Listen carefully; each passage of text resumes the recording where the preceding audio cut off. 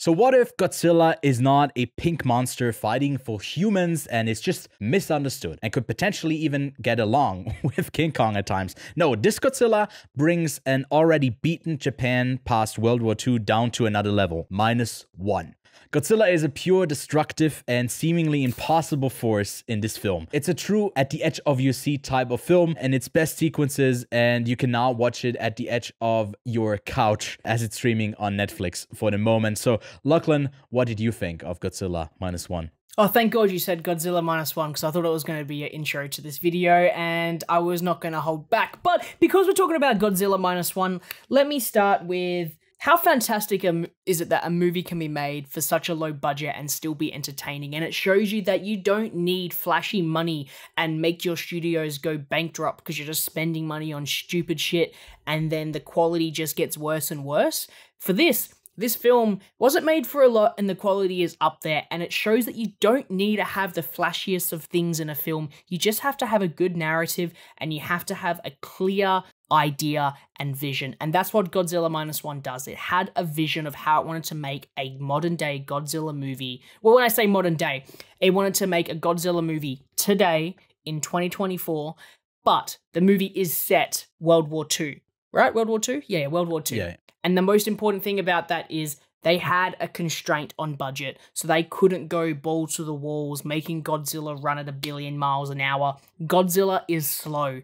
Godzilla is angry, and Godzilla is the bad guy, which is something that you don't really get to see in the new Godzilla movies, especially the Western ones. And to see that, to see what makes movies, you know, traditionally good, is having a clear good, evil, have someone to root for, and we root for the humans in this one. We watch them struggle, we watch them suffer, we watch them get devastated over and over again by Godzilla, but we see them come together to fight for something, and that was exciting to see, right?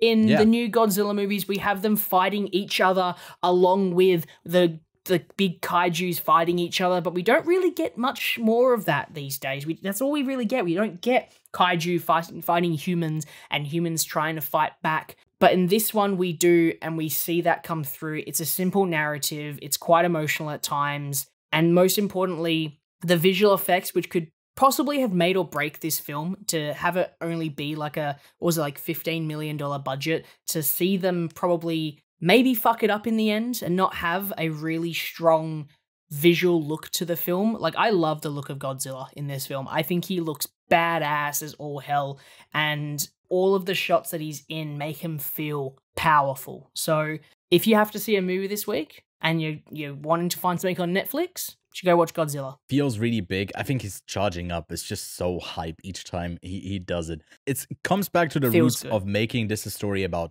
Japan. And it also feels, in a way, criticizing the actions in a way where there's a disregard for life. And this whole story is about appreciating life overall.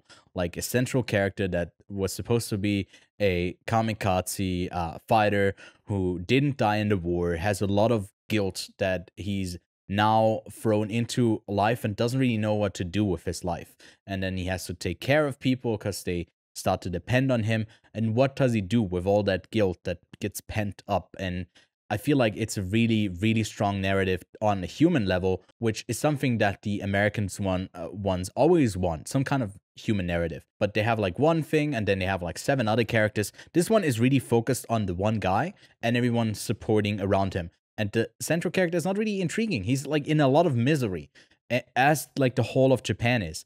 And that makes it just so easy to root for him to get out of this rut at this whole country. Like you said, there's good, there's evil. Godzilla is just a destructive force that is just all bad. There's no redeeming factor to him, or that he's, I don't know, something good out of it. It's also like Japan is isolated, no one's helping them. So you're just rooting for their survival to make it through. And that just makes a really good monster flick. I like that they go back to the roots, basically. In a way, you know, you would say it's a reboot in a way. And if they continue from this part of the movie sphere, when they do a sequel to this, I think it's going to be up to the same quality, and I'm looking forward to a potential sequel that they do for this one as well. I gave it an 8 out of 10. And I gave it a 3.5 out of 5. So let us know what you thought of it in the comments below. Is it the best Godzilla movie we've ever gotten, or in a while, or is it not good? Let us know.